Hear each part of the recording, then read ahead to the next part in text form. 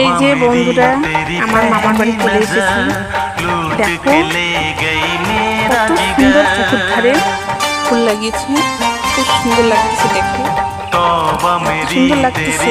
আর গ্রামের পরিবেশটা খুব সুন্দর। দেখো পুকুরটাও কত সুন্দর, চারিদিকে ভর্তি হয়ে আছে জল, সাইডে ফুল চারা লাগিয়ে দিয়েছে, অনেক গাছ লাগিয়েছে, কুমড়ো কদু অনেক কিছু লাগিয়েছে।